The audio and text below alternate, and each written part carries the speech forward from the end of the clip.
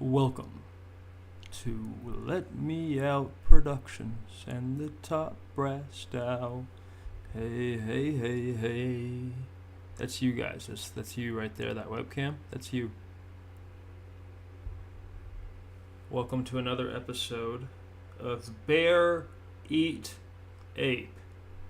Bear Eat Ape. It's like a strawberry, and then it's like scotch tape, like berry tape. No shade to the Bears. Okay, enough of the Infinity-Window. Enough for James Harden. We're going to go back into Floopy Miko and Sweet Blackberry and have them discuss specifically Let Me Out Productions.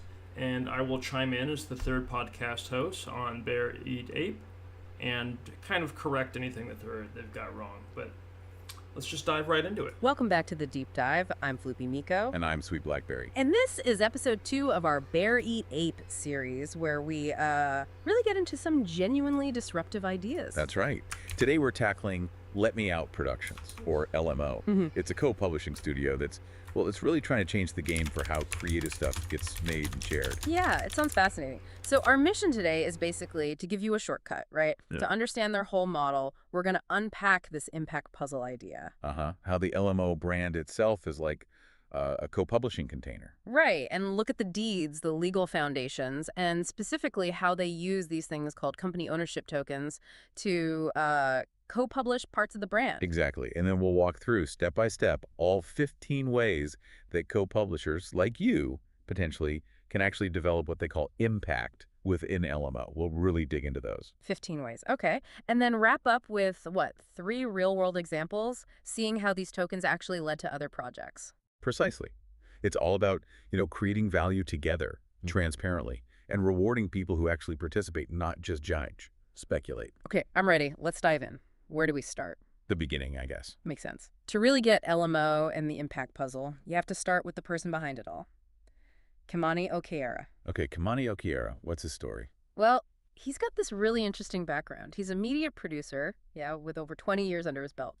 But his foundation is actually academic. He's a behavioral scientist. Oh, interesting. Yeah, specifically through cognitive linguistics. He's got an AS in behavioral science and a minor in linguistics from UC Santa Cruz, focusing on phonetic analysis. Wow, okay. Behavioral science, linguistics, and 20 years in media production. That's quite a mix. It really is. And you see it in the places he's worked. He helped structure sustainable publishing and, market results at big names. The Young Turks.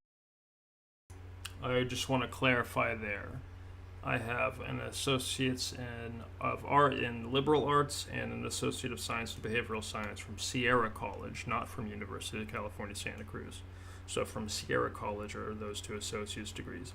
And from UC Santa Cruz, I have my film and digital media production bachelor's and a minor in linguistics phonetic analysis. So I just want to clarify that because they weren't exactly clear. Turks, The Bachelor, even SMO/SH. That's diverse. Notary right?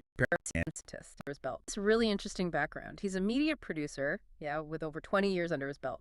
But his foundation is actually academic. He's a behavioral scientist. Oh, interesting. Yeah, specifically through cognitive linguistics. He's got an AS in behavioral science and a minor in linguistics from UC Santa Cruz, focusing on phonetic analysis. Wow, okay. Behavioral science, linguistics, and 20 years in media production. That's quite a mix. It really is. And you see it in the places he's worked. He helped structure sustainable publishing and, market results at big names. The Young Turks, The Bachelor, even SMO/SH. That's diverse, from news commentary to reality TV to digital comedy. He's seen a lot, definitely. And he also spent a decade as an NBA photojournalist. True. Just a hair under a decade. It was a hair over, it was between the 9th and 10th year. Smosh. Not SMOSH. Sorry, I don't know why they said it that way, but just Smosh. So those are the 3 big names I kind of linger my career on because they're very recognizable, but I've done over 60 publishing containers throughout my 20 years. And as I keep telling people, I'm not prolific recently because I have a severe disability with my GI tract. I'm going to show y'all. If you're squeamish, just look away for a few seconds or cover up this portion of your screen. Won't take but a minute. I don't know if you can see that. It's kind of dark. There you go. Okay. So I've been cutting here to here on a surgery, here to here on a surgery, over here on a surgery, and then twice up here on surgeries. So 6 surgeries overall. Trying to repair a morbid disability in my GI tract. In fact, that's actually on the blockchain. It's easy to load. Again, if you're squeamish, look away. And this is for sale because if I do sell it, I can go get some stem cell repairs and hopefully be okay. Ooh, and Ethereum is down. If you don't actually want this in your wallet, just send it right back. I don't mind. But if you do want it in your wallet, that's fine, because it's the token's there, and I can use it as a medical record anyway to show people what's up with me. So this is considered a morbid disability, obviously, and every time they cut in and do resections, things go wrong. And this area here is where I was kicked in 2016, in July 3rd, I believe. No, July 3rd is when I went to the hospital. The kick happened on June 26th. I believe that's... Anyway. And my life is just governed by this, absolutely. I pass out multiple times a day. I'm in pain all the time. I'm in pain right now. In fact, I literally have... Let's see if it'll reach. Yeah, I got my heating pad right here. And it's on my backside, trying to get my pelvic floor to settle down and relax, so maybe I can get a bowel movement. Anyway, let's get back to the podcast. That's why you don't find me on sets too much right now.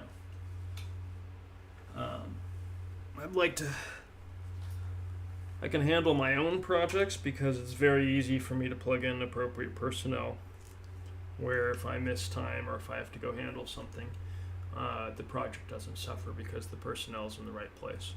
But if I'm one of the key personnel that's on somebody else's dime and somebody else's schedule, and all of a sudden I have to go take a 2-hour nap because my pain's too severe, I can't put that on ABC, I can't put that on Showtime, I can't put that on Discovery. It's not realistic. I'm very good at structuring the results out of these publishing containers, but asking these platforms to rely on me when I am inherently an unreliable resource in the ways that they need, that's unfair. So I can do my own stuff because, like I said, we can organize the entire build around that sort of thing. Let's get back into it. That experience apparently loosely inspired his Press Pass franchise, which we'll get to later. For co-publisher to reality TV to digital comedy, he's seen a lot, definitely. And he also spent a decade as an NBA photojournalist.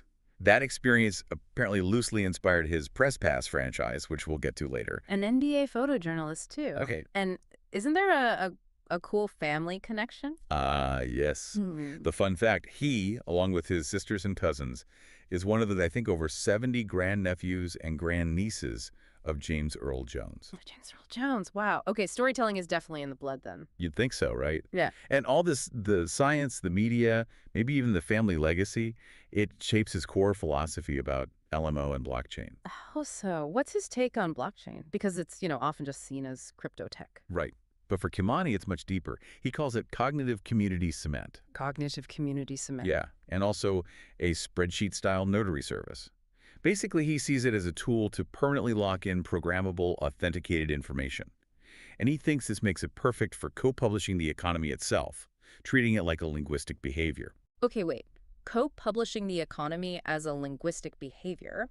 That's a big idea. Using shared language formalized on the blockchain to build collective stuff. Pretty much. Shared understanding, shared rules baked into the system. It's less about just moving money, more about defining and maintaining how value is created and shared collaboratively. Okay, so if blockchain is the cement, then the impact puzzle methodology must be the structure they're building with it, right? Exactly. And this is where it gets really different from how we usually think about intellectual property, IP. Usually IP is just you own it or you don't, like a song or a movie. Right. But Kimani thinks of IP more like a kit of Lego-style pieces, or maybe a community garden. Lego pieces or community garden. Okay, I like those analogies. So each piece is... Each piece is a specific bundle. It's a set of rights, a set of processes, and some stated goals or results. And that bundle, rights, process, result, that's what LMO calls impact. Impact. Got it. So who puts these Lego pieces together? That would be the impact developer. That's an individual or maybe even a platform who can purchase or sometimes earn these specific pieces. And by getting a piece, they're not just owning it passively. They're contributing to the bigger picture, yeah, helping build out the whole property. The impact puzzle itself is just the name for the overall structure that makes this scalable. It allows for networked, collaborative impact within any kind of IP. Any type, like what? They use this acronym, BPCETA IP. It stands for Brand, Product, Service, Experience, and/or Distributed Asset Intellectual Property. So pretty much anything creative you can think of. BPCETA IP. Okay. It's a framework for building stuff together. Precisely. And it's not like they just jumped on the NFT bandwagon recently. Oh. When did they start this? Let me out, Wes. Productions launched this methodology back on March 24th, 2021. March 2021. Wait, that's actually before the big NFT boom, right? Like before Bored Ape Yacht Club really kicked things off. Almost a month before, yeah. Which is really important. It shows LMO was pioneering this approach with a totally different philosophy. They weren't aiming for that speculative frenzy, that sort of gambling on digital images. Okay, that's a critical distinction. So how does it differ from just buying an NFT hoping someone else buys it for more later? Fundamentally, with LMO's impact puzzles, you don't buy an NFT just to flip it at a markup. That's not the point at all. So what is the point? What do you do with the token? You use the token, the publishing title, to actually publish the rights and processes it represents into the result that's defined for that title. Okay, publish the rights into the result. Can you give me an analogy? Yeah, they use a good one. Think of the publishing title, the token, as a piece of impact property. It's like buying a font. Okay, like buying a font license. Exactly. When you buy a font, the company that made the font isn't responsible for, installing it on your computer and designing a poster for you, right? No, of course not. I buy the font, then I use it to make my design. Precisely. It's the same idea here. You, the co-publisher, use the impact property, the token, to create your own specific result. And that result, the thing you created, is what then earns compound value from the market. Maybe automatically, maybe semi-automatically, depending on how it's set up. Ah, okay. So the value comes from what I do with the piece, not just from owning the piece itself. It's about creating and delivering value actively. Exactly. It's about active participation and value creation, not passive speculation. And LMO isn't just preaching this, they're doing it themselves. They are. They're turning their own assets, their studio branding, a social media musical they're working on, a TV show, other unique experiences into these impact puzzles. They're showing it works across different creator outputs. And the ultimate example is? The ultimate example is the Let Me Out Productions brand itself. The company's core identity, which was established way back in September 2007, that's the first asset they decided to co-publish using this whole system. Wow. They're actually fractionalizing their own brand. Yep. Using a legal deed of partnership and putting the publishing titles, the ownership pieces, right onto the blockchain, they're eating their own dog food, so to speak. That's commitment. Okay, before we go deeper, any key terms we need to lock down? Just a couple quick ones. Tokenomics. That just refers to how they use tokens, fungible or non-fungible, to organize the whole economy of their ecosystem, how value flows. Okay, tokenomics. Makes sense. And scalable impact puzzle, or SIP. That's the specific cognitive agreement, the framework for sharing responsibility in creative work. And crucially, the pieces within SIP are defined as property, not as investment contracts. Property, not investments. Got it. That seems like a really important legal and philosophical line they're drawing. It absolutely is. Okay, so they're co-publishing their own brand using a deed. Let's unpack that deed. How does the legal foundation work? Right. The foundation is this limited deed of partnership. It's a real legal document registered with the state of California. So fully above board legally. Yes. And its job is to precisely define the intellectual property of Let Me Out Productions, what it includes, its boundaries, its scope, specifically at the storyworld or franchise level. Storyworld level, so the whole universe of the brand. Exactly. And what's really innovative here is how this deed structure lets the creator, Kimani in this case, form their entire IP franchise as an asset, pretty much at no cost, just by minting the deed itself onto the blockchain. Minting the deed. So the legal framework becomes a digital asset itself. Kind of, yeah. It makes the fundamental legal basis of the IP programmable and transparent right from the start. It digitizes the title deed for the creative universe, basically. That is really clever. Okay, so Kimani, as the owner, minted this deed, Yeah, and then what? He fractionalized his ownership? correct. He took his sole ownership of LMO, the brand IP, and broke it down into tiny pieces. Then he assigned these ownership fractions to specific, artistically unique, non-fungible tokens, NFTs. And these are the company ownership tokens, the COTs. These are the COTs. They are absolutely central to how the LMO brand gets shared. Okay, tell me about the COTs. How many are there? How much ownership? It's a fixed foundation. The total ownership of the LMO brand IP is split into exactly 500,000 pieces, permanently. 500,000. Fixed, so they can't just make more later. Nope, fixed supply. They've even stated that if a token is somehow permanently removed. Let's pause for a moment and talk about this. I'll read the first couple of pages. How about that? This is our limited deed of partnership, originally written March 15th, 2021, by myself. My legal name, because I was put in foster care at 6 months old, is Kim David, but I do business as the name of my birth, which is Kimani Okearah. Yeah, it's a little bit of a Handmaid's Tale kind of thing. Not as brutal, not nearly as brutal, but definitely psychologically messed up, right? So, Kimani Okearah founded Let Me Out Productions, LMO, in 2007. Let Me Out Productions is a service studio privately organized as a professional resource collective in the same format as a community garden. LMO is inspired by friendship, the need to sustain a creative community, and the need for economic longevity. In the early days of 2007 through 2012, LMO produced a few short films and documentaries while exploring industry mechanics on both coasts, specifically building a path toward platform independence and sustainability. I sustained the brand from 2012 to 2021 as a support unit for larger production houses and as a digital media service boutique, producing videos, graphic design, and websites for a variety of businesses in Northern California. Some of our clients over the years have included numerous bike shops, Folsom Bike, Roseville Cyclery, Placer Electric. There was a children's book publisher, I forget the name of the publisher. And then quite a bit of like legal advocacy groups, community support groups, a lot of event stuff. And people have us come do seminars and things like that. And then occasionally Discovery or ABC or Showtime will pop into town for something and they'll give me a call. So I sustained the brand. In early 2021, I saw an opportunity to build my lifelong goal, creator equity, into the film and television production industry in perpetuity. I identify first and foremost as a citizen of Kaw Nation, K-A-W Nation. I'm ascended from Kaw Nation through my biological grandmother, Barbara Wallace Hanna. Barbara's grandmother was a full-blood Kaw. All legal perspectives pertaining to and defining the ability to claim, define, and transact ownership and or custody of ownership over property are determined first, foremost, and finally by Kaw Nation. Mr. Okearah registered with the state of California as the original sole owner of the limited liability company and the intellectual property concept defining Let Me Out Productions. So that's a key actual distinction. The LLC is the entity, the IP concept is the brand. These are two different things.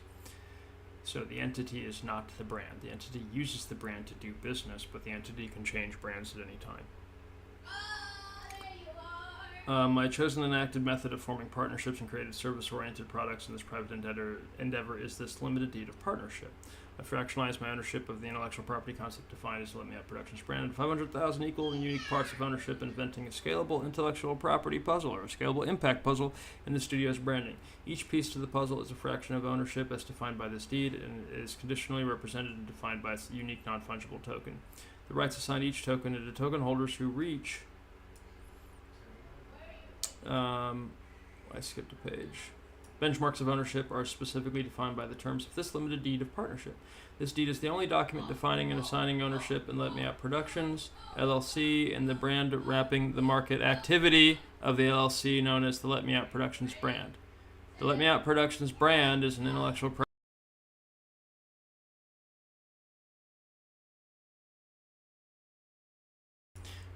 property denoting a formal association of a group of creators producing audience experiences as a collective using blockchain technology. Let Me Out Productions LLC is a business using Let Me Out Productions brand to publicly market and create relationships with both customers and audiences. The LLC is a for-profit ecosystem organized as a professional global resource collective which develops and produces cinematic content for audiences to experience. The projects we include may develop but are not limited to all of this crap, which I'm not reading, but you can see it. Productions, experiences, storytelling. Each audience experience we produce creates an asset we can offer to distribution partners to monetize. These non-fungible tokens bear no governance or administration rights. They are the chosen infrastructure of my collaboration with LMO Productions LLC to manage the platform's internal shared earnings mechanism and to assign and certify community ownership over individual and unique pieces of the brand. We're a for-profit ecosystem operating out of Sacramento, California. We reserve the right to change the location of operation at any time to best suit the feature of the platform. Then the deed goes on to spell out our partners and founders and founding regions. So you see myself. You see our co-founders Aaron Apodaca and Aniket Malve. And the regents and advisors' names are blacked out because of those still may change. So they're blacked out on the registered deed, but that's okay. This was originally put up on the blockchain, I think, in July of 2021. So I'm very happy the names were blacked out. But I've updated it quite a few times. When was the last update? The last update on the token was September 25th, 2023. And you can see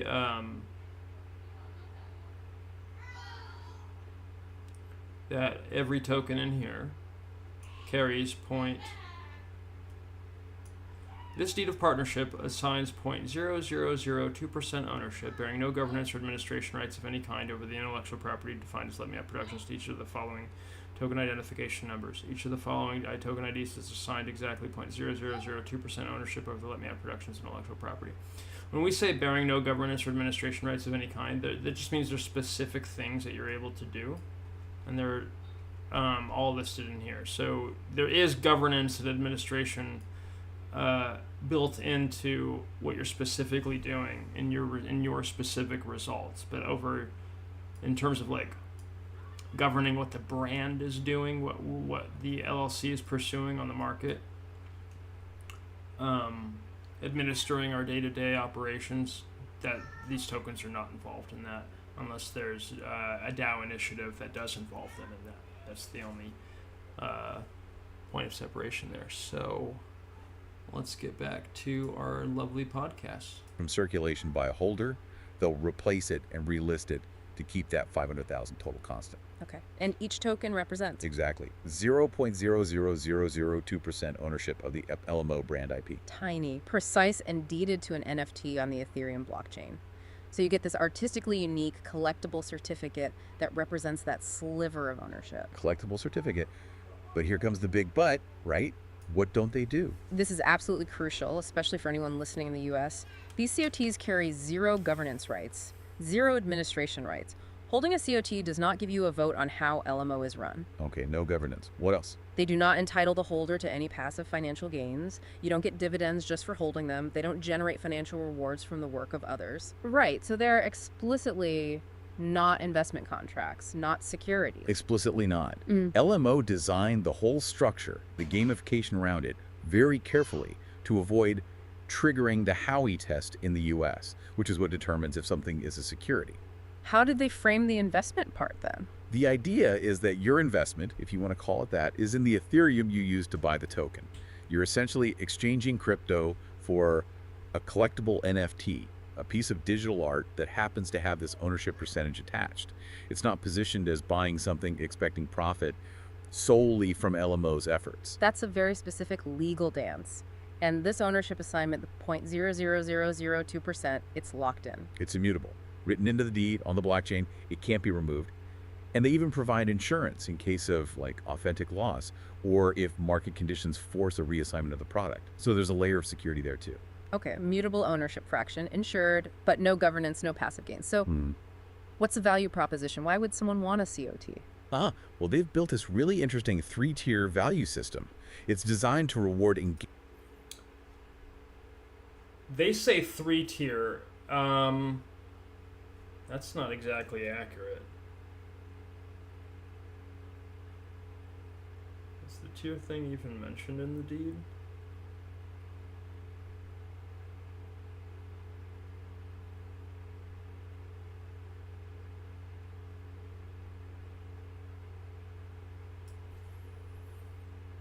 Let him keep cooking. Engagement and contribution, not just holding. 3 tiers. Okay, let's break them down. Tier 1. Tier 1 is the baseline. Holding any COT makes it a store of value collectible and grants you top brass DAO access. Store of value.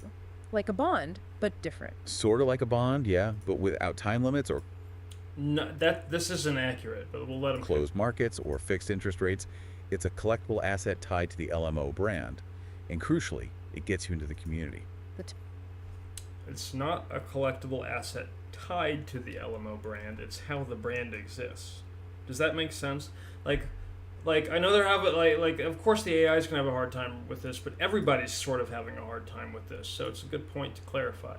When we're talking about when we're talking about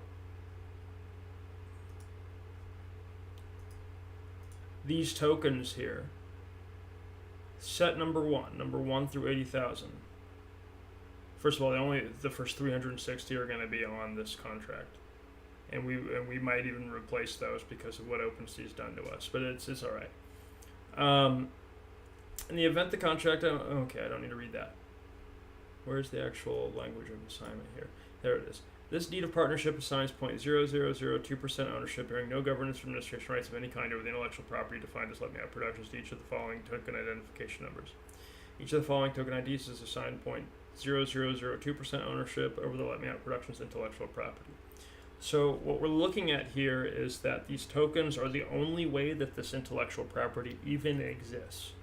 So when I bring us to the actual official window of our sales window here. These are all the ones that we've listed for availability. There's 200 of them.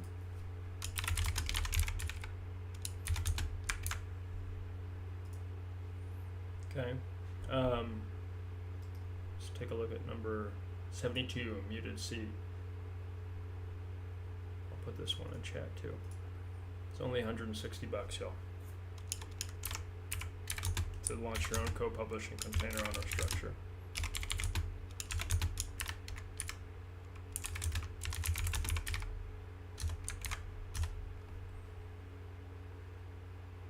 Okay, that's that one. That's that one right there. The one that my mouse is hovering next to. Okay. The plain color ones are actually rare, so if that's something that you care about, there you go. There's not going to be too many plain color ones in the entire build. Most of them are pretty dynamic. And then these ones are all soft mints, so for some reason on Manifold they won't show the image yet, but you can go to OpenSea and check it out. This one is 330 if you want this animated piece. I'll put this in chat too. This is, which one? Number 150.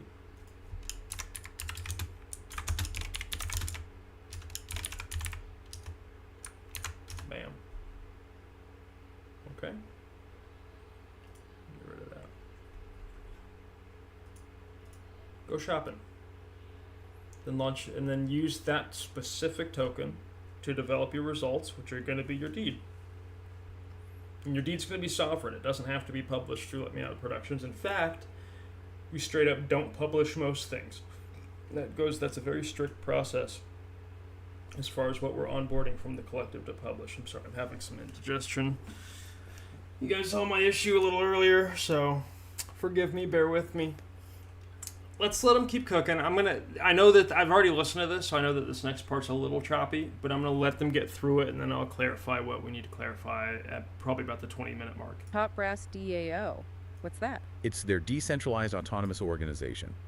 Holding a COT automatically gets you access to private platform newsletters, special social media groups, Twitter, Clubhouse, a Discord channel with a specific company ownership role, a Minds page, etc. So instant access to the inner circle. Pretty much. You get participatory access to this top brass DAO, and the DAO actually operates LMO's Ministry of Audience Experience. Ministry of Audience Experience. Oh. So the DAO helps shape how the audience interacts with LMO. Exactly. So even at tier 1, you're not just passively holding, you're part of the community that influences the audience experience. It's your entry point to getting involved. Okay, that's neat. Tier 1 gets you in the door, into the community DAO. What's Tier 2? Tier 2 is where it gets potentially more financially interesting, but still. It's called perpetual net. Okay, hold on. We're going to pause it real quick because I'm going to go over this first. It's actually a reverse tier system. So you enter at tier 10, you graduate to tier 9, then you graduate to tier 8, tier 7, tier 6, tier 5, tier 4, tier 3, tier 2, and tier 1. So they're not getting, I don't know what, I actually did not give them access to this document because I don't want them talking about this yet. But it makes sense that they didn't get that part right because I didn't copy paste this in there. I should have clarified this part. But anyway, tier 10, you buy one of, actually, if you buy a company ownership token, you're already at tier 9. So you just skip tier 10. If you're a collector of at least 7 publishing titles in any single project, or at least one publishing title in the brand, you are a top brass associate. The associates say your vote is worth 35% of a full vote for your eligible decisions. Your commission is worth 35% of a full bounty in the DAO for eligible tasks. So the minimum bounty value is $500 per task or per hour. So that means that when you as an associate apply for a task or a bounty and you achieve that task and you finish whatever that is, it could be a time arrangement, it could just be a task arrangement, you'll get paid at least $175 for that task or for that hour, for that time window. And we do this all the time. So what we'll do is we'll have like a event, and we'll have community concierges. We might need 3 concierges, a couple of moderators, and maybe an onboarder for the event, especially for digital events. And it's going to be a 4-hour event. Boom, there you go. Now, we're co-published, so we're going to run our studio through our co-publishers. Must hold at least 1 company ownership token for inclusion in this tier, at least 7 publishing titles of any single Let Me Out Productions project. We're going to change some of the lingo as we go along, but that's tier 9. So when they're talking about tier 1, and then when they talk about the next one, I believe it's this. No, it's this one, tier 2. The tier 2 and tier 1, those are accurate, the way they describe those, but they get it backwards. I think they go tier 1, tier 2, tier 3. Your entry-level tier across from a piece of the brand is tier 9. And if you get to 5,000 pieces of the brand, you are graduated to tier 2. So 100% vote, 100% bounty, and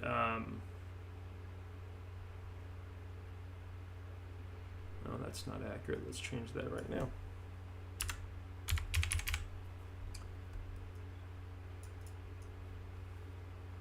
So you have to hold at least 5,000 company ownership tokens to be involved in the brand as a top brass boss.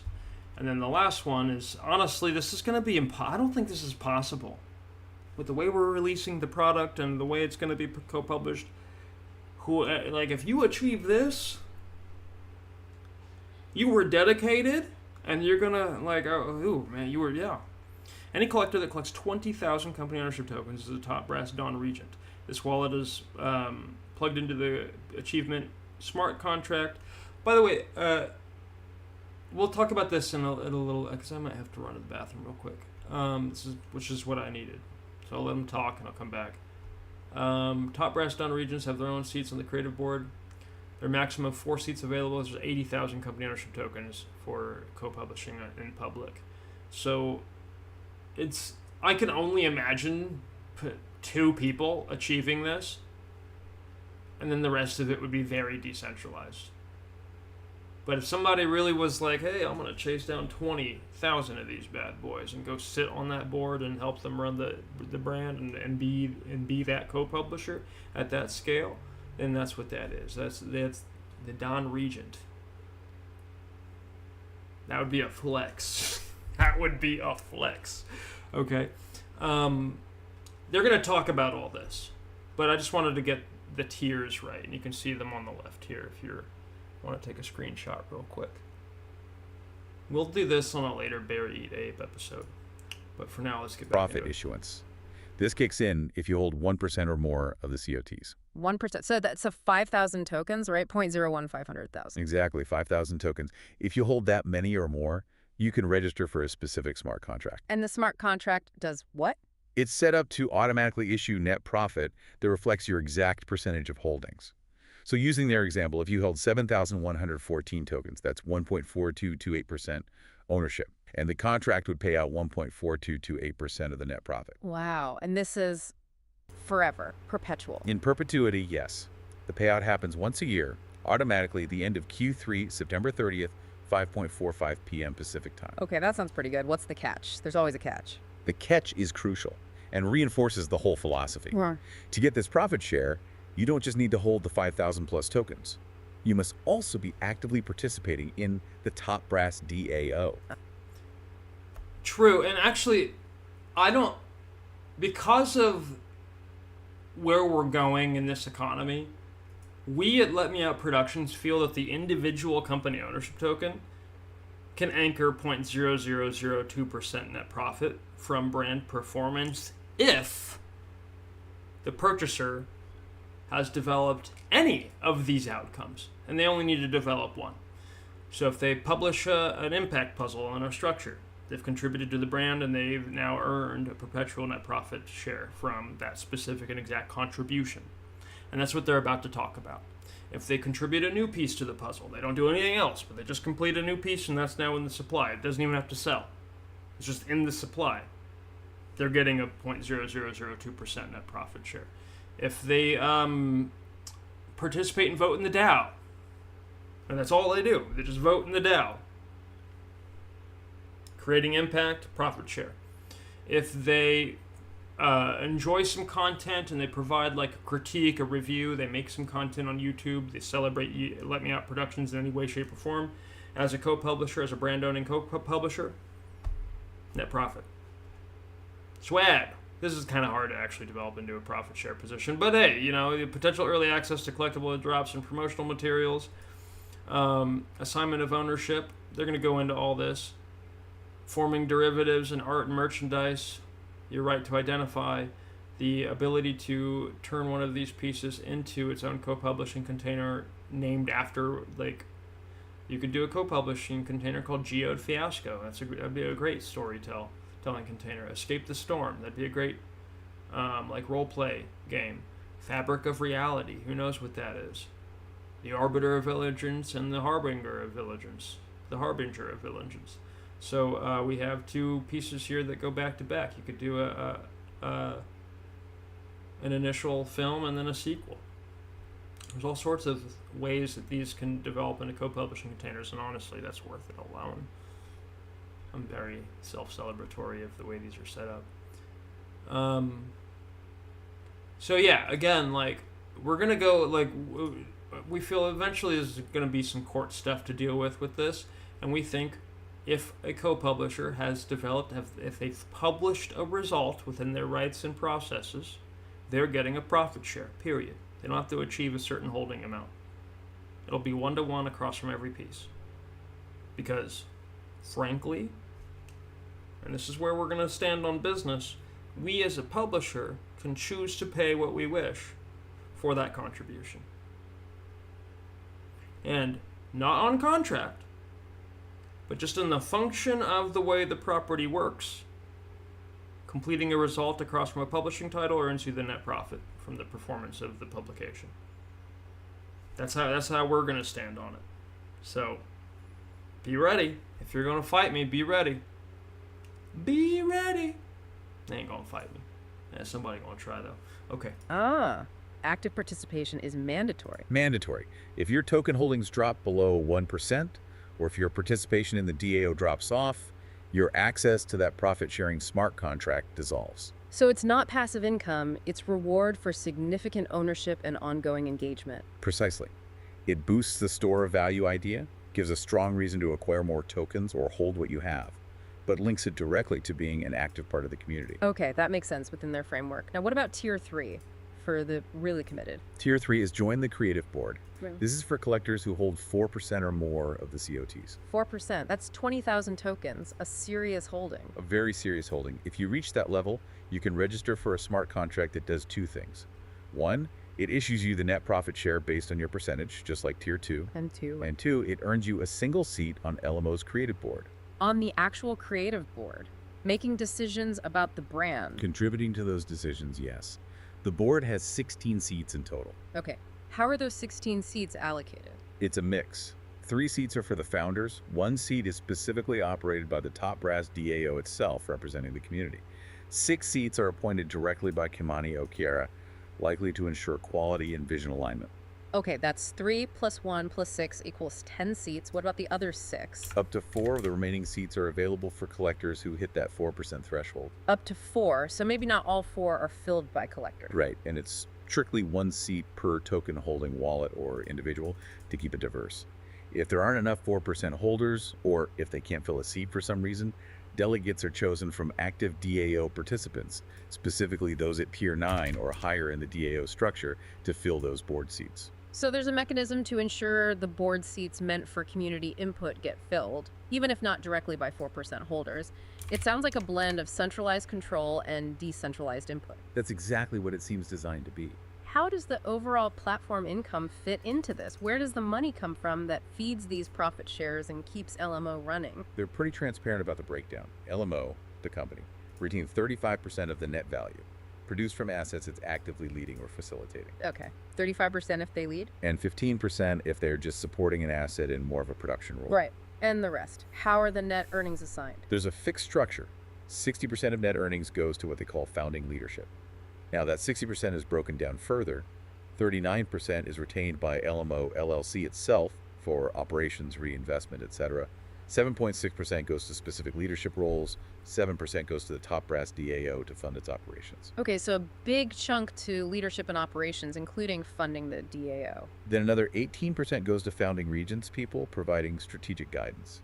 And 4% goes to founding advisors for specialized expertise. So that's 60 plus 18 plus 4, it was 82%. What about the other 18%? Well, 16% is specifically reserved for top brass DAO members who achieve those collection benchmarks we talked about through specific collaborations.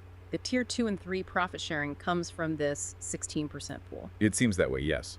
It's a significant chunk directly incentivizing that high-level community participation and collaboration. If that 16% isn't used in a given year, LMO retains it. So use it or lose it, basically, for the DAO collaborators. What about the last 2%? 182, 16 equals 2.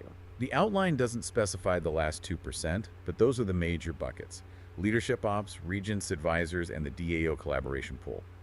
The key is that 16% is earmarked for rewarding active high-level collectors. Got it. And you mentioned centralized control points earlier, besides Kimani appointing some board members. Right. You have the 16-seat creative board setting the overall brand direction. You have the founding leadership, regents, and advisors running the LMO LLC day-to-day and ensuring quality control, making sure the audience experiences are top-notch. And the DAO itself has a role beyond just participation. Yes, this is really interesting. The top brass DAO also functions as an independent third-party guarantor for LMO's IP products. A guarantor, meaning That people who own LMO IP products, these impact puzzle pieces, can have a self-sustaining relationship with them. They don't necessarily need LMO constantly involved because the DAO acts as a kind of community-based quality control and support system. It really pushes the decentralization aspect while keeping standards high. Okay, wow. That's a complex but seemingly well thought out structure. Foundational deed, fractional ownership via COTs, tiered value based on active participation, clear profit splits, and a balance of centralized guidance and decentralized community operation via the DAO. Exactly. It lays the groundwork for everything else. Which brings us to the 15 pillars. The actual ways you, as a co-publisher, can develop impact using these COTs. You said we should take our time here. Definitely. Because this is where the rubber meets the road, where you see the tangible benefits and opportunities beyond just holding a token.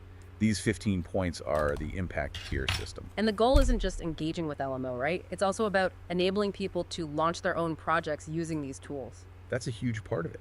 They want to establish this co-publishing behavior. The primary reason they suggest purchasing and developing a COT is to support that behavior and get the tools, structure, and process to launch your own market sovereign publishing containers. Market sovereign publishing containers, Huh? like your own mini LMOs. In a way, yeah. Using their methodology, they explicitly say each of their publishing titles is meant to inspire something for you to co-publish. That connects directly to one of the tiers later, the storyworld seed. Okay, cool. Let's go through them. Number 1. Number 1 is the Impact Puzzle Development Service, and they flag this as unique. What is it? Think of it like having a senior producer assigned to your project. Like on a film or TV show, they estimate the median value of that kind of role at $145,000 a year in the traditional industry. Whoa, 145K value for holding a token? Well, for holding the relevant product or token that grants us access. And the access doesn't expire as long as you own it. What kind of help do you get? Specific practical help. Developing your department production layout, figuring out the production budget, getting it ready to launch, even navigating union compliance stuff. That sounds incredibly valuable for any creator. Is it unlimited access? It's focused, limited to 2 3-hour meetings per month. So dedicated, high-level guidance, but structured. Okay, that's a powerful start. Number 2. Number 2 is official brand puzzle piece collaboration, also marked unique. So this is about working on LMO's stuff directly. Exactly. It's the chance to collaborate on specific, defined puzzle pieces within the LMO brand or its official projects, contributing directly to the core LMO story world or assets. So less about building your own thing, more about adding a piece to their Lego castle. Good way to put it. Active co-creation on their established IP. Cool. Number 3. Top brass DAO access and governance. Let's pause and talk about that real quick. Sorry, vintage Mozart Bear. We going to... Where was I?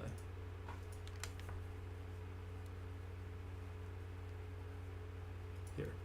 Okay. The right to create an original work of art to release as a company ownership token for every token you collect and maintain. So if you have 4, you can make 4. If you have 6, you can make 6. If you have 1, you can make 1.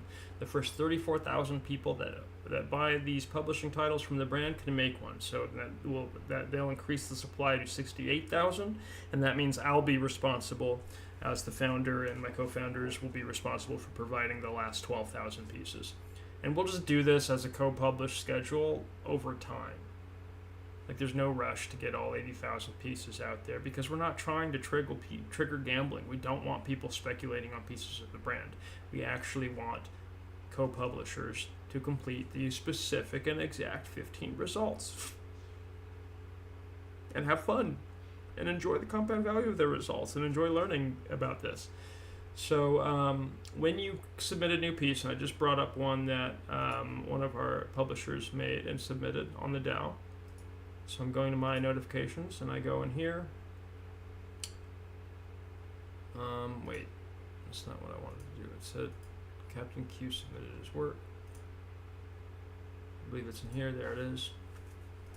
And I've already approved it. This was unaffronting, so we're good. This is a great piece of the brand. Number 405 was what was available, the next piece available on the schedule, so we took that one. And when this sells, not when, I can't guarantee, but somebody will buy this, it will be listed for 0.405 Ethereum on the schedule. So there's no speculation, it's just what this will be, 0.405 Ethereum. And when this sells, the co-publisher will receive 0.2025 Ethereum. They're going to receive half of the sale price. They're going to receive that exact because they're going to receive half of the list. We'll eat whatever the marketplace fees are, wherever that goes. We will eat the notary fees. We'll eat all that. The co-publisher will receive half of the list. Period, and that's what it says right here in the deed. 50% of primary list and 5% of secondary lists on original submissions. The secondary lists do have to be enforced by the marketplace. Obviously, we can't pay a secondary if there's no secondary enforcement. Now, let's say you are a big company and you do decide that you're going to go for like 5,000 or 20,000 pieces, and you don't want to sit there and make one-to-one reflective of every piece that you purchase. You can absolutely take submissions from your community where they're not, they're just going to submit the art. They're going to make these without paying for a company ownership token. They can sign it. They can do whatever. Just make it appropriate for, I say, ages 11 and up. So basically everybody. And when you do that, if you are derived from other sources, it says here. You're going to pay them 35%, and then you're going to receive 15%. So it's 35-15 split. The value is issued within 0 to 72 hours of their contribution selling. If the collector is a U.S. citizen, this issuance is automatic, or as soon as, right now it is something that we do have to manually account for, so it's happens as soon as we notice. I have the emails coming into my phone, but there's no guarantee I'll even be awake. So it's not smart contract enforced yet. We're not at that scale. I think we have 78 co-publishers. Third perk. Oh, they're going to talk about this, so let's let them keep Governance. moving. We covered the access part, but the governance aspect deepens here. Remember the tiers. Right. Page, mogul, minister. Exactly. It details the progression. A page 1 token gets 7.27% voting power in the DAO. A mogul, 10,000 tokens, gets 90% voting power, plus that 3-day, 1 hours daily consultation with Kimani Okearah. And the minister? Minister, 53,091 tokens, gets 95% voting power, 1% collaborator equity in relevant projects, and an executive producer credit. It's a ladder of increasing influence and tangible reward tied directly to your token holdings and participation. That's a serious incentive structure for deep engagement. Okay, number 4. Limited content access. This is simpler. Access to certain content. They give it a minimum objective value of like... When they're talking about executive producer, that's for the press pass deed. That is not for Let Me Out Productions. There's no way to become an executive producer inherently just by buying company ownership tokens. It's very clear in the deed what the ownership definitions are and how to climb your collection benchmark achievements, and then beyond that it's even further spelled out in the DAO. So there is no executive producer credit that comes with company ownership tokens. If you do activate a project from Let Me Out Productions as executive producer and maintain that credit, you are a top brass minister.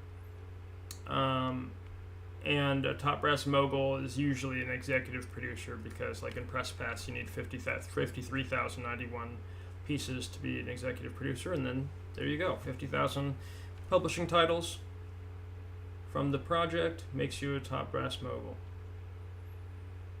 And then if you're an executive producer of any project, you're automatically a top brass minister. So, co-publish the economy. Let's get back to the pod. 3 cents a year based on 14 properties back in late 2023. 3 cents. Okay, so the value isn't monetary here. No, it's about connection, getting that behind-the-scenes look, fostering engagement with the stuff being produced through all this collaboration. It's a perk, not a product. Makes sense. Number 5. Exclusive airdrops and swag. This one's fun. No stated objective value, but it's about unique experiences and goodies. Like what kind of goodies? Think per episode blooper reels, early screenplay access, maybe production benchmark trophies, cool insider stuff that fans and collaborators love, the secret decoder ring stuff. Yeah, people love that kind of exclusive access. Okay, number 6. This sounds fundamental. It is. Assignment of 0.0002% IP ownership of Let Me Out Productions brand. Also unique. The core ownership piece we talked about. Exactly. The tiny, verifiable fraction of the brand itself. Yeah. Again, no objective value assigned. Very important for the legal side, but it represents that foundational right. And there was something about responsibility? Yes. They explicitly state this right requires professional responsibility in one's own behavior to develop. You own a piece, you have a responsibility to act accordingly within the community. It's not just passive. Interesting. Ownership with behavioral expectations. Okay. Number 7, official merchandise collaboration. Also unique. This is really cool. How so? It gives you the right to create merchandise based on your specific, unique company ownership token artwork. Wait, so I can take the art from my NFT and put it on a t-shirt and sell it? Pretty much. Since each COT is artistically unique, you can create derivative merch from your specific token. They estimate a minimum potential value of $50,000 here, based on selling like 1,000 units from 10 releases at $5 each. That's a direct way for holders to potentially earn using their creativity. Exactly. It perfectly fits the publish your own results idea. Okay, number 8. Right. To identify or affiliate as part owner member of Top Brass. Unique again. So bragging rights, basically. Kind of, but potentially more useful than just bragging rights. Like the IP ownership, no objective value assigned, for legal reasons. but it gives you significant affiliation rights. You can publicly state your connection. And the responsibility clause again? Yes. Also requires professional responsibility to develop. How you represent yourself as a part owner reflects on the brand. It's about reputation and status within the LMO ecosystem. Gotcha. Build your social capital. Number 9. Storyworld seed for IP puzzle development. Yeah. Unique. This links back to what we said about inspiration. The idea that LMO's projects are meant to spark your own ideas. Exactly. Each LMO publishing title is intended as a seed to inspire you to co-publish something. Has a variable objective value.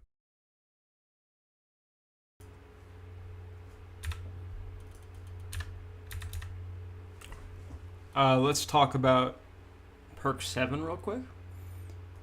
This is like a standard relationship.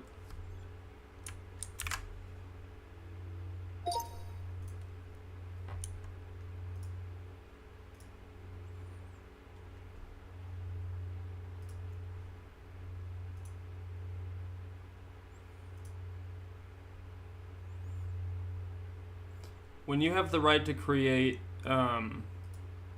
derivative art and merchandise,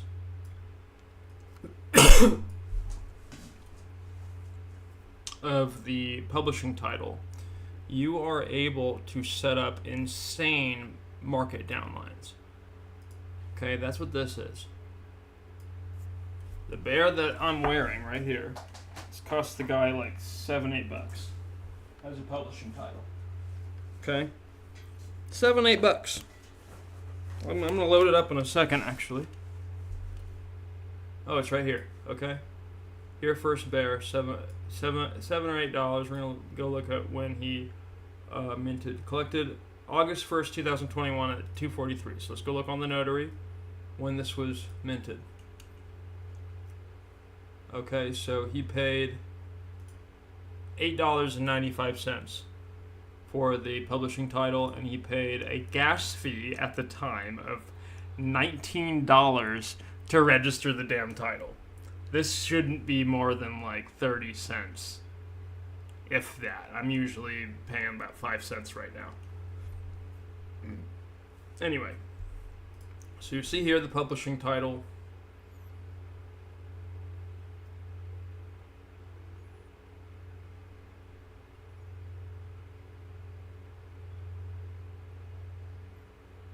Here's the record of transfer. There it is. There's this name here, First Bear, August 1st, 2021.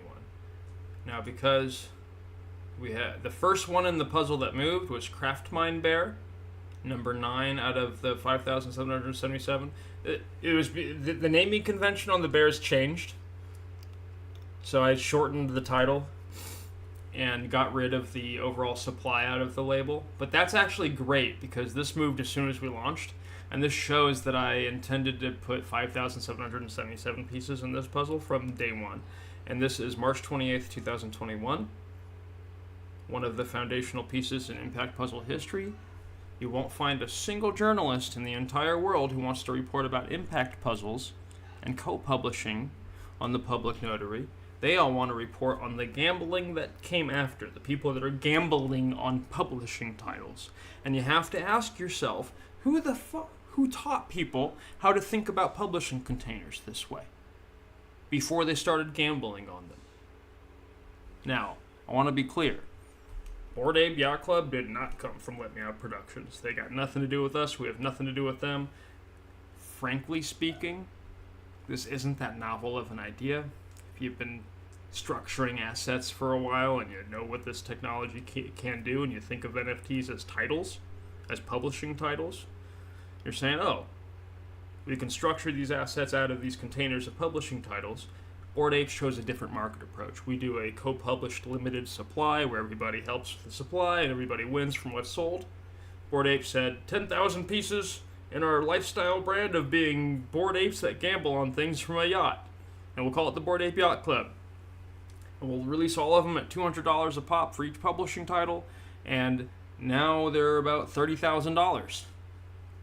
Let's see where we're going to be at in our release schedule. Is that open still? Before our pieces are $30,000. I want to show regulators this because They're one of my more interested audiences. Okay. So I'm going to go to my brand valuation. This is the schedule for release, and it's also the price point.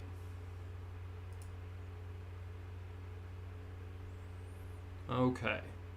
In order for our tokens to be at current bake pricing, which is about 33,000, I'm going to go for 33,000. Okay, that's right. There it is on the nose. 15,173 pieces. We'd have to have 1,573 co-publishers or the Let Me Out Productions brand for the next title to be listed at $33,000, which is still an incredible discount off the objective value of the pieces, which is, where is that? $223,000.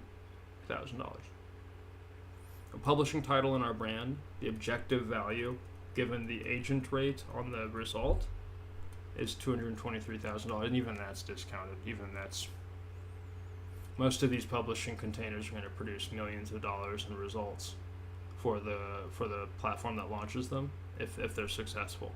And an agent rate on a successful container would be 10 to 35%. So a publishing container that produces $2.2 million, which I have one for you right here, in sales. Okay. There you go. 2.3 million. It's on the nose. Oh, Polly went down a little bit. $2 million in and this is just in the tokenomics for Mu Dang Sing, a 2,500 piece impact puzzle that creates a small little social media musical that probably publishes over maybe 2 or 3 years. And people buy Mu Dangs, they sing on them, they create some merch. You as a central publisher enjoy taking some advertising, sharing some advertising, taking some merchandising, sharing some merchandising. I like 50-50. I like agent rates 35-65. Everything's kind of built along those numbers here. So you buy this, go through the process, develop this. You're going to sell 500 pieces, $25 a pop. This is built on Polygon. Okay, those people are going to make your next 500 pieces. Those pieces are legacy pieces. This is like now. Oh, those are customs, community customs. So we're going to sell them at $170 a pop. No guarantee they'll sell. Maybe the publication dies right there. That's the free market talking. But maybe these do sell. Okay, so these sell out. And now the OG person is making $85 per unit. So they spent $26 to make one of these, and now they're made $85 when it sells. And you've made the other $85. Or if you want to kick the charity, we always say kick 5% to charity. So, you've made maybe $79, and then there's $6 going to a charity. Now, these people make your next 500. And those ones are going to be listed for $2,600. Absolutely zero guarantee they'll sell. And again, you're like, oh, this is pyramiding. No. This is basketball shoes. This is artistic collaborations on published results in the market that are marked up because they're legacy results. Limited legacy. That's what this is. And we're telling you ahead of time, before the publication even exists, what the prices exactly are. So nobody's bamboozled, nobody's shocked. Everybody knows that this is what the build is. So, Tier 1, $26. Tier 2, $170. Tier 3, $2,600. Tier 4, $4,300. Tier 5, $8,500. No guarantee. There's no guarantee any of these will sell. Maybe it dies here, maybe it dies here, maybe it dies here. Maybe all of it sells out and everybody's having a great time. Because the people that are now spending $8,500 to get into this thing, they want to get into it to participate in the musical and the merchandising. They know they're not going to make a new piece to add to the supply, and they're going to be the cap. And that could be a status thing at that point. Who wants a cap piece on Mu Dang Sing? Ooh, a cap piece on the container? What a flex. What a flex. So I've named the legacies even. Original Mud, Sploosh, Splash, Chomp. If you want to give this a shot, grab Muted C off the chat here. It's $160. Go through, publish a deed, launch the 500 unit supply. You can even take this little guy I made here, trace him out, turn him into an SVG, do a bunch of different colors and textures and all these things, and then give that out as the template. You do your 500, I'll buy one for 26 bucks. I'll do mine, and I'll design a 5-piece merchandising kit with a shirt and a hoodie and some socks and stuff with the little guy on it. I'll sing a moo-dang sing, moo-dang sing, moo-dang sing songs, moo-dang sing, moo-dang sing, moo-dang sing songs. I'm not a good musician. Watch the Crypto Bears musical, you'll see that. But hey, nobody's helping me. Everybody thinks crypto's a taboo thing, and you shouldn't use it to notarize your publishing rights and your publishing titles and what you're doing in the economy. Because other people came after me and gambled and defrauded people. Probably as a psyop to make it all look stupid and bad, to get you to not secure your publishing rights. But I think 99% of the public wants to anchor their publishing rights against AI. Your labor, your likeness, your image, your name, your agency, which is your cognitive agency, and your physical agency. All of those things need to be protected as publishing titles that the AI companies can purchase and develop according to the rights and processes that we assign them. And I encourage my friends in the Hollywood agencies to pay close attention to what I'm saying, because that is your bag. And I encourage my friends in Wall Street, the asset managing folks, to pay attention to what I'm saying, because that's also your bag. Publishing titles are assets. Agency, as a publishing title, is an asset. Oh. Crap, I think I invented that shit too.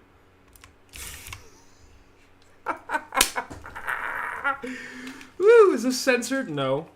Damn it.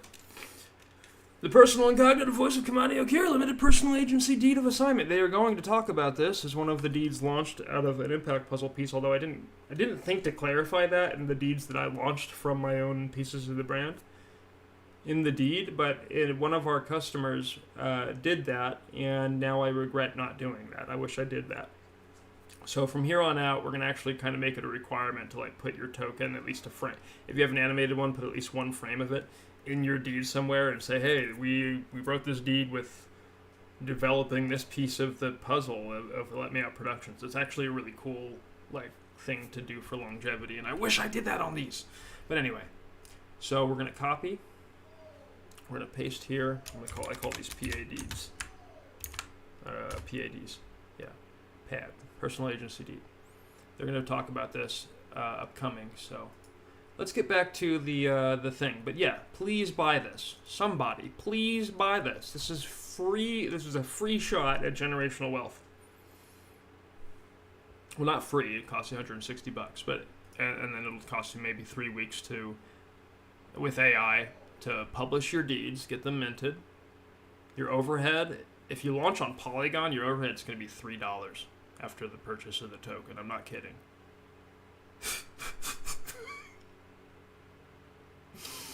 To launch the contracts and like mint everything, I don't even know if you need $3. I do love Polygon. They are a great chain, and they're very point of sale ready. They're so point of sale ready. That's what's so great about them. Yeah, everybody, they're like, nobody wants to use crypto. Everybody wants to just use their card. Polygon's point of sale ready. Anyway, so your publisher per unit here is here. Your original customer kickback is here per unit. So which means if you publish as the original customer, you're getting a kickback off every line. So your actual position is $1,611 if you co-publish a $26 piece of this puzzle. If somebody buys a $170 piece, if they co-publish, their potential in the tokenomics alone is $2,500. And the sploosh line,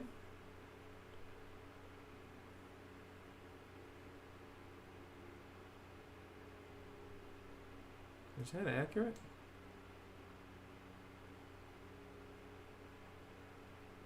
Okay. I guess they're not making their money back in tokenomics, and neither is the chomp line, but that's okay.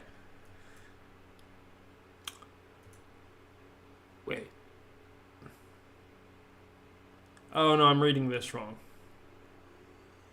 $26 into 1,600 potential. $170 into 2,500 potential. 2,500, 2,600 into. No, I don't think this math is right. I'll get into this later. Let's get back into the. I think this spreadsheet got messed up, and these two squares are linking to the wrong thing. But let's go back and listen to our pod. And then, you guys want to buy the shirt? Shit, why don't I put the shirt link in there? Let's put the whole store. Let's put that way I don't discriminate. Just go to the store and look around. We've got all this Bear merch that people have co-published. It's print to order, so you order it. It's reasonable. It's just target pricing. You buy a shirt. So, well, most of it's target pricing, but some of the things are kind of expensive. There's only 1,000 of each item, so everything's super, super, super limited here. Please get it. Please get it. Show the original co-publishers that this works and support them. Like, if you're a gift shop, order a bunch of them. Order like 100 of each thing. A gift shop, smoke shops, like, these are great things to hang on a rack and mark up. Like, you can mark up this shirt to $50 on a rack. So get 100 of them, mark them up. You can mark up this hoodie to $75 on a rack. You can mark up everything here. Some of the more quiche items, like the well, we have a game. Hold on. Okay, did I link this? I did. I did link the store. I don't want to get too distracted, but this is important because we have so many flags. Because there's a specific game. It's a field game. We should probably just play this instead of going to war. Okay, Battle Bear flag.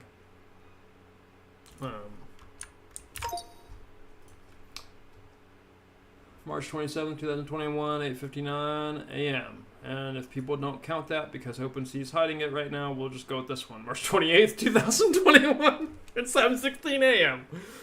Okay. You're just showing the world that you're hiding this. What's the point of that? I don't get the point. There's 23 hours difference on the proof of origin, and you're just hiding. Okay, shut up, me. Shut up. Let's get focused. There's a game. I put it in the wiki, so order flags, play the game. They're only $30. You can mark these up to 100. Like a lot of the stuff you can mark up. The only thing I would say you probably can't mark up are these mugs. You might be able to get away with $30, $35 on the shelf because they're a limited edition. But, ooh, the melody pendant. Look what I wear in my hair, y'all. Look what I wear in my hair. Oh yeah, that's Curtains. He's a real bear. You see my Curtains pendant? I'm so proud of this. I'm so proud of you, Curtains. Look, they put it upside down. Viral style, if you watch this, look at my pendant. You put it upside down. Still dope, though. Looks exactly like it does online. Oh. I got towels, I got everything. This is a print-to-order vendor that we use for our co-publishing effort. They're the only one equipped, I think, that I've seen to just transition seamlessly into a blockchain profit distribution. They just don't see you guys ordering our stuff yet. Once they see that, they're gonna pick it up real quick. They're gonna want to be the default co-publishing vendor. Do a barrel roll, do a barrel roll, do a barrel roll. Hey, order some barrel roll stuff. Look at this mug. You guys don't see these mugs. These mugs are so cool. Look at that. They start like this. Put something hot in it.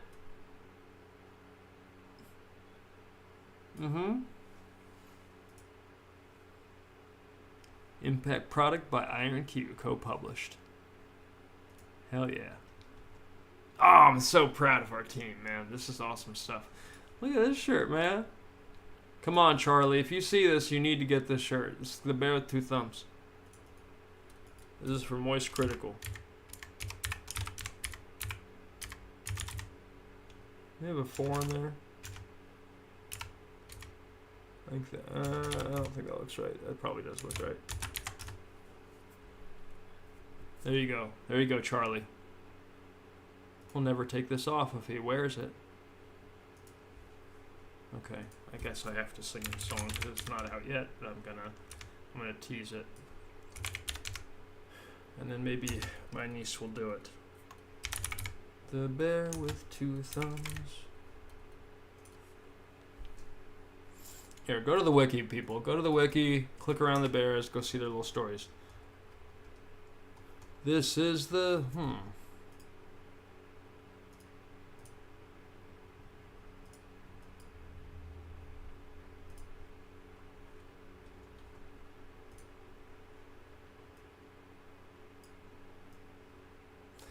This is the bear with two thumbs. She stands next to me.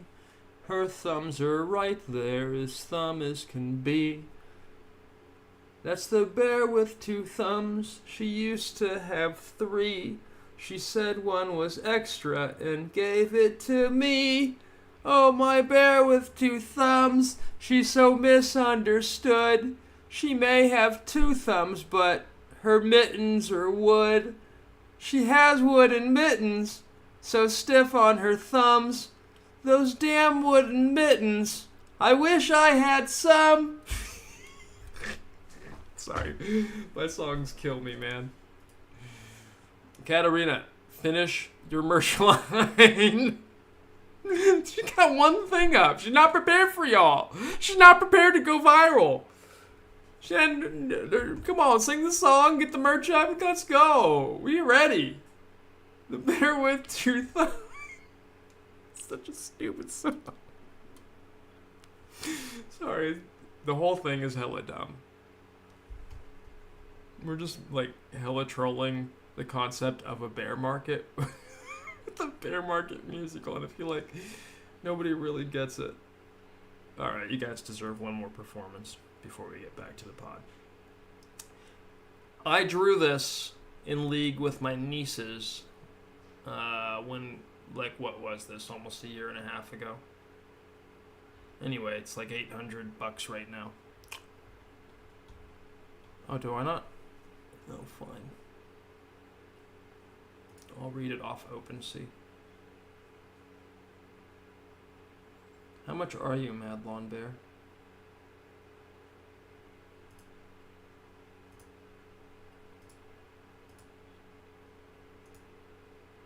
What? Man.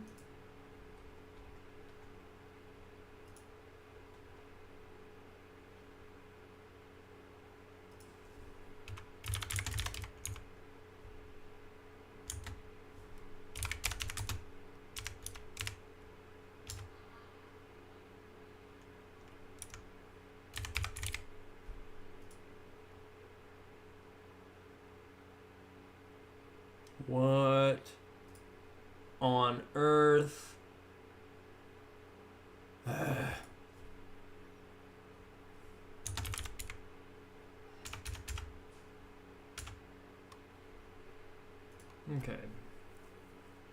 This is, okay, I know which one it is. It's 66.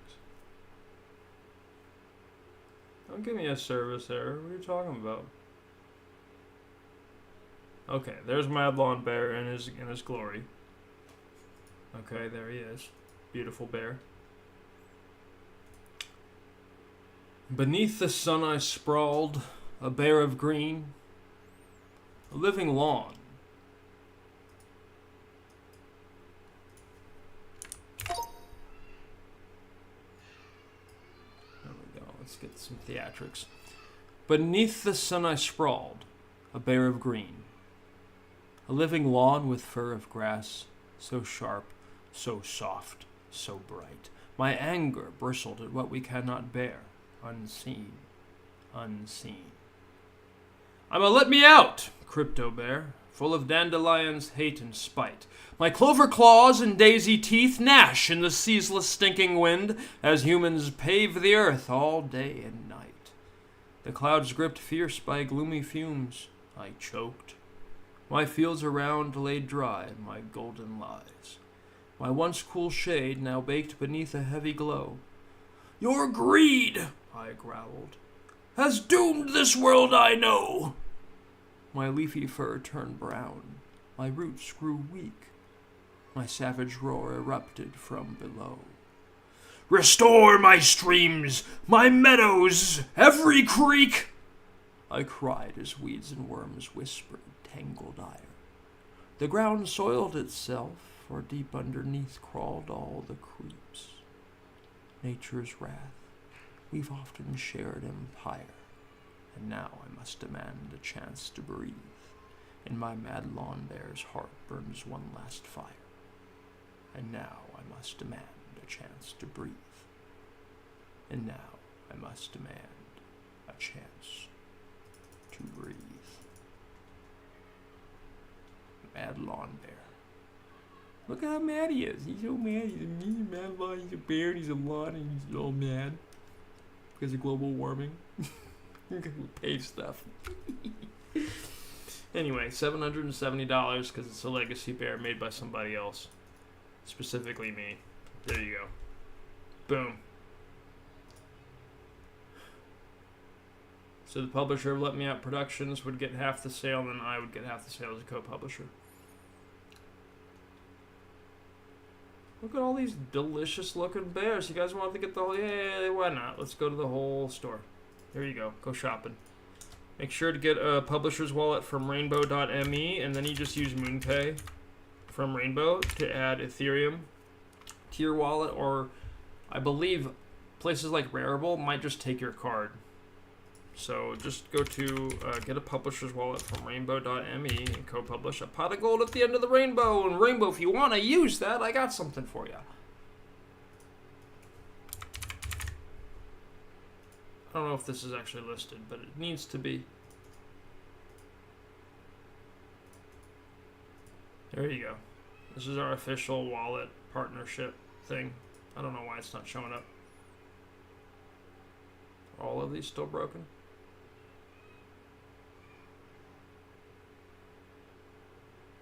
Filed.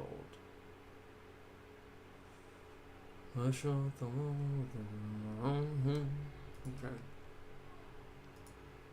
Alright, let's get back into it. Buy some merch, buy some bears, develop some merch, buy a piece of the brand, develop your own co-publishing container. I've been leading and structuring and helping with publish high-level results for years and years and years and years and years. I don't even like talking about it. I like to be one of the shadow producers that doesn't need to flex anything. Starting at a minimum of $1,500, and that value is generated by you. So It gives you the right to create merchandise based on your specific, unique company ownership token artwork. wait, so I can take the art from my NFT and put it on a t-shirt and sell it? Pretty much. Since each COT is artistically unique, you can create derivative merch from your specific token.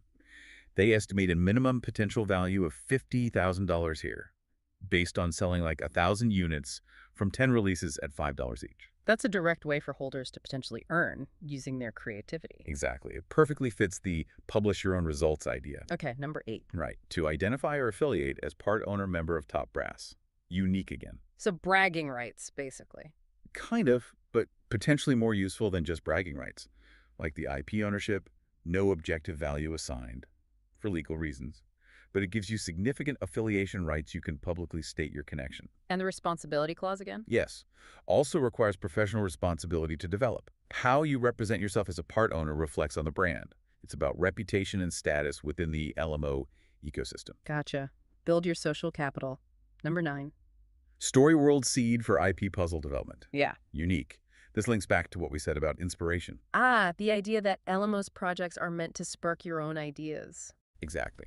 Each LMO publishing title is intended as a seed to inspire you to co-publish something. This experience has a variable objective value, starting at a minimum of $1,500, and that value is generated by your engagement with your COT. It's the catalyst for launching your own market-sovereign publishing containers. So LMO gives you the seed, the tools, the inspiration. It encourages you to plant your own garden next to theirs using their methods. Very cool. Okay, number 10. Collection benchmark achievements. These are systems within LMO that measure your commitment, how many tokens you hold, maybe participation levels. Why measure that? Because it allows LMO or other creators in the ecosystem to set up specific collaboration opportunities. Like, if you hold X tokens and are active in the DAO, you can apply to do Y task for this project. And if you do collaborate? You can get paid for it. potentially even qualify for equity-based residual smart contracts. So your commitment unlocks opportunities for paid work and even ownership stakes in specific projects. Meritocracy in action again. Mm. Rewarding active contribution. Okay, 11. Custody insurance. Yeah. Unique. This is that practical security layer we mentioned. Insurance if your token is authentically lost, or if market conditions force a product reassignment, and it's provided at no extra cost. Peace of mind for your digital asset. Good. 12. Personal agency deed enforcement. This one empowers the individual. It has an established objective value of $50. What does it do? It gives you a template and, crucially, enforcement support for creating your own personal agency deed, like the one Kimani made for himself. So I can use LMO's framework to define and protect my own likeness, my personal brand, on the blockchain. Exactly. Create your own micro IP within their system. Very empowering for individual creators. Definitely. 13. Right to pitch IP puzzles for launchpads and official platform support. This is a big opportunity. Pitching directly to LMO. Yes. Pitch your own impact puzzle projects to LMO's creative board. And if they approve it, you also get the right to use the top brass DAO as an audience experience guarantor for your project. Wow, so potential funding or support plus a built-in community guarantor. That's huge. Massive credibility and potential audience boost if you get the green light. 14. Getting close. Rights to specific marks of trade.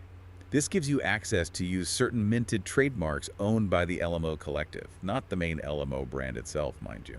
So like maybe logos for specific projects or initiatives within LMO? Probably something like that. Yeah. They estimate a minimum value of $20,000 for this access, and it's enforced by the top brass DAO. It lets you use specific approved branding elements in your own LMO-related creations. Adds legitimacy and connects your project visually to the ecosystem. Makes sense. Okay, last one. 15. Full non-disclosure agreement service. This is about trust and security. An NDA. Yes. LMO immutably agrees, via this service provided at no cost, to an NDA covering any confidential info you might share with them during development or production facilitated through their platform. So if I pitch my great idea using point 13, I'm automatically covered by an NDA via point 15. That seems to be the idea. It builds the trust needed for open collaboration, especially when sharing sensitive, creative, or business ideas. Okay, wow, that is a comprehensive list. 15 distinct ways to engage, create value, collaborate, and even build your own projects, all stemming from these company ownership tokens and the impact puzzle idea. It really paints a picture of a very active, multifaceted ecosystem they're trying to build. Absolutely. So now let's see it in practice. Yeah. You mentioned 3 real-world examples where COTs were foundational to other deeds. Yes. This shows the storyworld seed idea in action. How one token, one piece of the LMO brand, can genuinely spark a whole new related project or deed. Okay, example number 1. This one developed from company ownership token #72, which is named Red Sea. Okay, CO #72 Red Sea. What did it seed? It was foundational to the Pan-African United Community Advocacy deed. Pan-African United Community Advocacy, and who's behind that? It's associated with Zion Tedesz. She's the owner of the well-known Queen Sheba restaurant in Sacramento and is considered a legendary entrepreneur and community leader there. Wow, so community leader took this digital token concept and used it to formalize What? a real-world advocacy group. Exactly. It shows how a CA can be the catalyst or the framework for organizing and giving structure to a tangible community focus. I'm going to pause this real quick and just say Z does not care about the solid colors. She just, you know what I mean? She just got the one off the floor, and that was number 71, which was the solid Red Sea. And she loves it because she's very Pan-African. She loves her Ethiopian and Pan-African colors. And this is quite a vibrant red. You can barely kind of make out the LMO logo in the background, which is sort of the joke of the C series. There's so many, well, there's like, I'd try to layer as many jokes as you could into a solid color piece, but that's one of them is like, can you see it? Can you see the logo? And then the other joke is, there's only 10 of these every 500, and I tell people that. They're like, see, they're very rare, and the degens still don't care. And I'm like, okay, well, when you see these, you know they're rare because they're the only ones that are completely solid. So you see them and you know that that's the standout trait of the entire puzzle. So, there will be a day when they're trying to snipe rare traits out of this because that's just what people do, and I can't stop that. And so, there it is. May as well. Anyway, she wrote her Deed to the Pan-African United Community Advocacy, and you develop by co-publishing the supply, developing a merch line, co-publishing a newsletter, and co-publishing events as part of the brand. And that's a non-profit brand, and the pieces are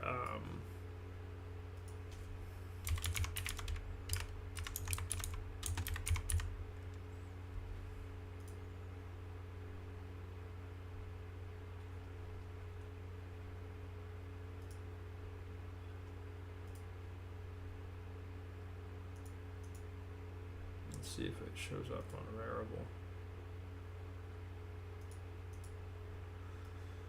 Oh, fine. Oh, goodness.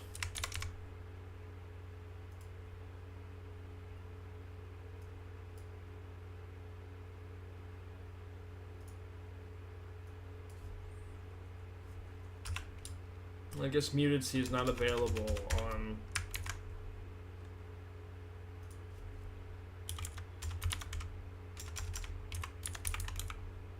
Is that how you address a Matic token? Is it poly or Matic? I don't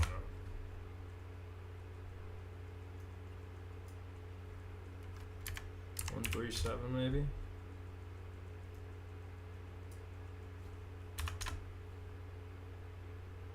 Ugh.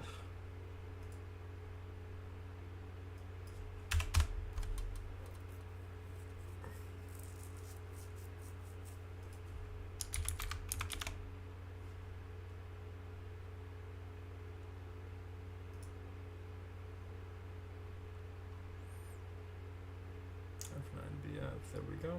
That's the one. Let's put that in chat. Poca, for those who want to help co-publish the Poca brand. I just made this one a couple weeks ago. Number 34, Shaquille Poca Neal. $8 to help co-publish Poca. So not much more. The Bears and Poca are about the same. But you can buy that for 50 Polygon on the Polygon blockchain. Develop it into a new piece, a merch line with this on it. A newsletter entry as many times as you like. And event co-publishing. That one's sort of limited. I don't remember the limits on it, but I'm sure they'll talk about it. Focused initiative.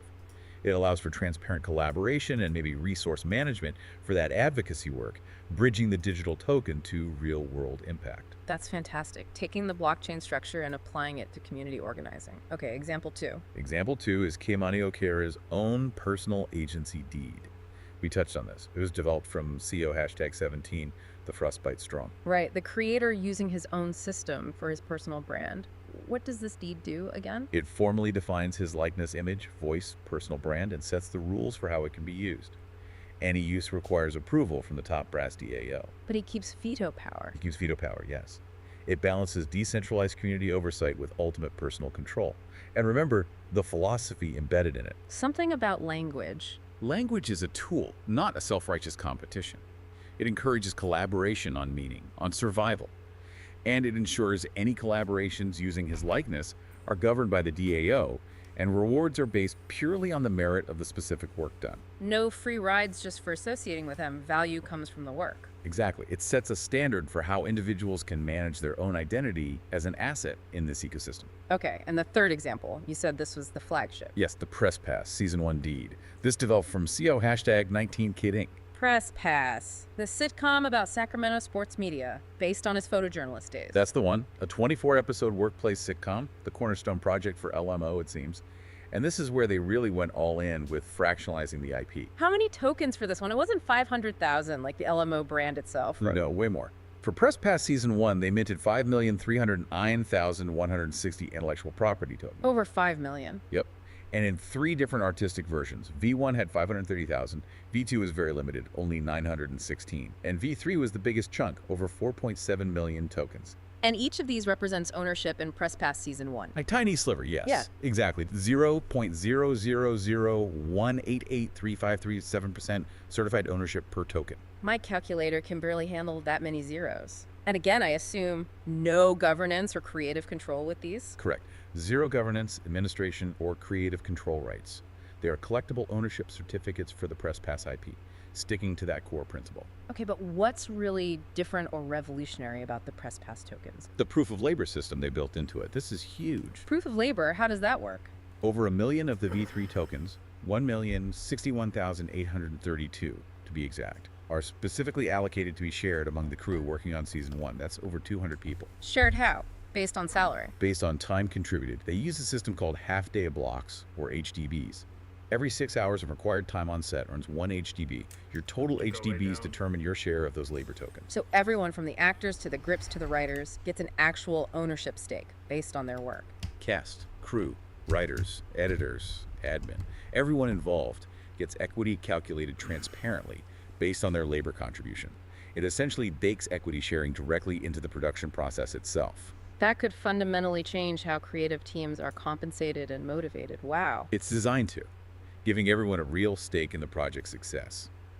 Beyond the labor aspect, collectors of press pass tokens also get access to exclusive social media spaces and can use that collection benchmark achievement system for potential involvement and even profit payouts based on collaboration. So fans can collaborate too. How is the overall equity for press pass divided? The SIP, the Scalable Impact Puzzle for Press Pass, lays it out. 35% goes to the primary production house running the show. 30% goes to the creator and franchise owner, Kimani. Okay, 65% there. Then 20% is allocated specifically for that labor pool we just discussed, broken down further by department. Like 6% of that 20% might go to cast and stunts, for example. All right, 85%. 5% goes to the relevant guilds and unions involved. Okay, 90%. And the final 10% is reserved as an audience-exclusive product, directly rewarding fan engagement and collaboration. 35, 30, 25, 10. That adds up. It's a very detailed, transparent split, including labor and audience directly. Extremely transparent. And the tokens themselves have specific uses too. Like what? The V1 and V2 tokens can be used by designated lore producers to actually create fictional characters that become part of the press pass story world. Fans or collaborators can create canon characters. Yes. V1 tokens are for ecosystem professionals or notable fans, while the very limited V2 tokens are reserved for actual professional basketball players or coaches to create characters, adding real authenticity. That's amazing. What about V3? V3 tokens, the ones mainly for labor, aren't used for character registration. Their value is primarily in the ownership and potential benchmark reward. And then tokens themselves can be other things, like media. Yeah, they mentioned the tokens can be meme homages to Kimani's past work, or short clips like trailers, proof of concept stuff to engage the audience. And holders can even sell these media tokens as NFTs themselves, following certain rules about length and revenue sharing. So the tokens become active marketing and content assets generated by the community. Exactly. It turns the audience and stakeholders into active participants in promoting and even expanding the story world. And importantly, the official Ds clarifies that these press pass tokens are active products that work as designed, even if some third-party marketplaces might have had issues listing them in the past. The system functions. Got it. The underlying tech and legal structure are sound, regardless of external platform issues. That's the message. Okay.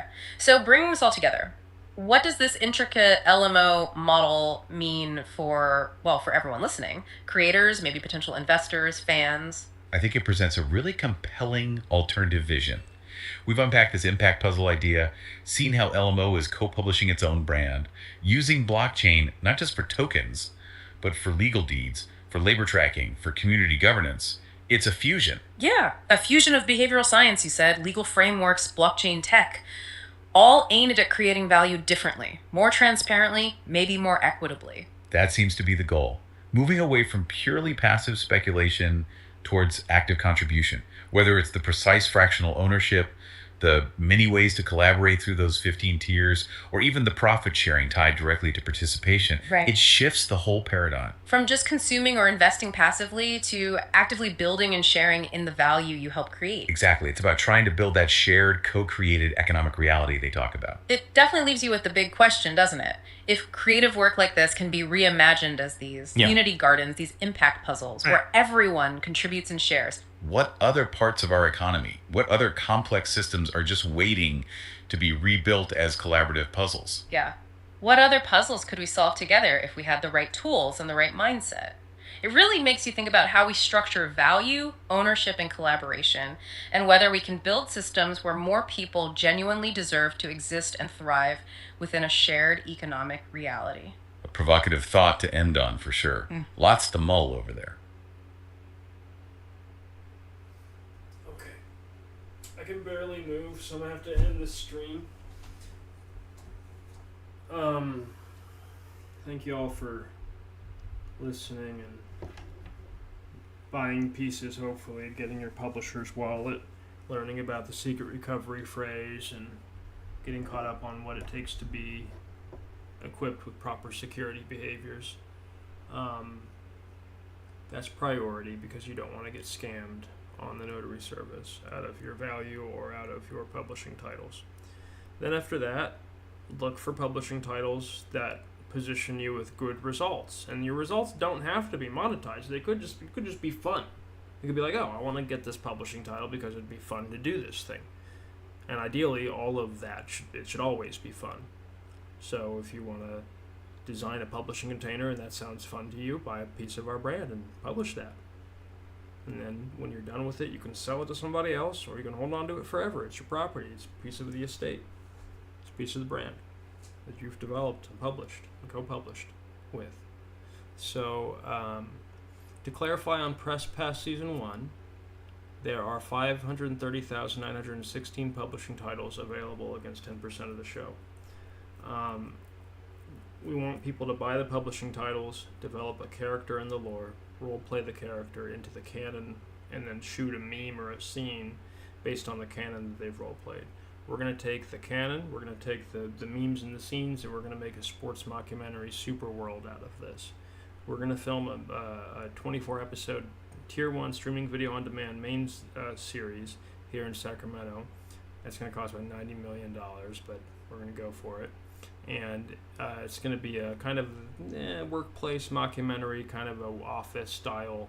We're kind of trying to synthesize The Office and like an ESPN 30 for 30 circa 2012 about the Sacramento Majesties fight to stay in Sacramento against the owners, the Legoof brothers, that are trying to move the team.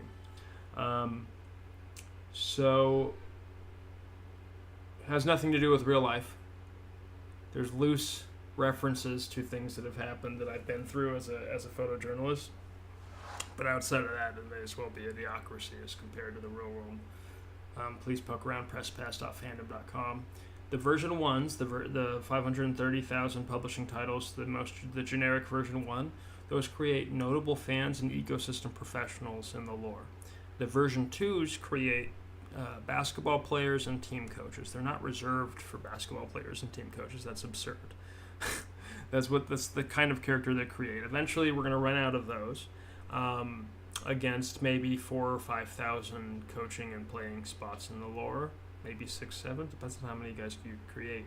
But the reality is, if you have more than one version 1, you can role play your way into being a player or a coach, and that might be more fun for some people. So if you get like 5 or 6, 7 version 1s is a good package, then you're going to play 7 chapters with one character, and you're going to try to become a player or a coach during that time, and see if the other role players end up going along with your narrative and the lore. And then once you have role-played those 7 chapters, you go film 7 scenes. Then in that case, they'd be 7 seconds each. Really short little meme scenes. If you're a more serious filmmaker and you want to really get into it, get 25 pieces of the show. 25 publishing titles. Form 25 characters, have friends come in and role-play them. Well, really 5 characters. Have 4 friends come in and you guys each role-play 5 chapters. And then go film 25 5-minute scenes. You'll have published a feature-length film of content in the archive of Press Pass. And with that package of material, you can do a local theater run. You can package it for film festivals. Past that, we want to have the eyes is limited to what the archive's doing because that makes you money. So we want the eyes monetized to a network effect in the lore, because these scenes are also content collectibles like trading cards but digital on the public notary, and we're co-publishing that supply. So Yeah, I don't know what's with people, but I'm sticking with it. Let's do it. Let's co-publish the economy. I've got to go lay back down. I'm not playing around when I say I deal with some real nasty stuff, and maybe you guys are I'm pretty paranoid about some things, so I'll shut up about that because I think we got a good stream. All right, everybody. This has been Let Me Out Productions and the Top Brass Dow. Buy some co-published merch. The guy who co-published this shirt makes $7.62 every time you guys buy a shirt. I think they're only $32. That's the same price as you'd see at Target. In fact, Target, you should go in and buy all 995 left in the line. Now you'll have an exclusive release. In Target, maybe reach out to me and you can become the vendor. I would love that. Okay, everybody.